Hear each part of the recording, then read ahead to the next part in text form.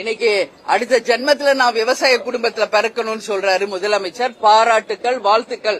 நாங்கெல்லாம் விவசாய குடும்பத்துல பிறந்து விவசாயிகளாக இருந்துதான் இன்னைக்கு கேப்டன் மனைவியா தேமுதிகவின் பொதுச் செயலாளர் இங்க நிக்கிறேன். அது நாங்க மார்தட்டி பெருமையோட சொல்லுவோம் விவசாய குடும்பம்.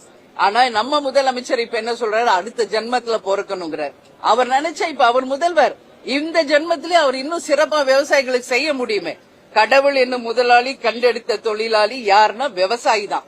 இன்னைக்கு எத்தனையோ டிபார்ட்மெண்ட்ல எவ்வளவோ நம்ம சம்பாதிக்கலாம், ஆனால் அந்த சாப்பாடு நம்ம சோத்துல கை வைக்கணும்னா அவங்க சேத்துல இறங்குனாதான் முடியும். அதற்கு என்ன வழி, அதான் நான் சொல்றேன். இன்னைக்கு கவர்மெண்ட் நினைச்சா எது வேணாலும் கொண்டு வர முடியும். புதுசா இன்னோவேட்டிவா அக்ரிகல்ச்சரை டெவலப் பண்ணுங்க.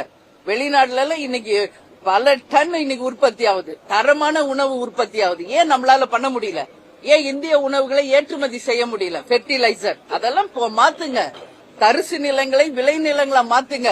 எத்தனையோ கோடி மக்கள் இன்னைக்கு விளை நிலங்கள் இல்லாம கஷ்டப்படுறாங்க. அவங்களுக்கெல்லாம் இந்த விளை நிலங்களை குத்தகைக்கு விடுங்க கவர்மெண்ட்.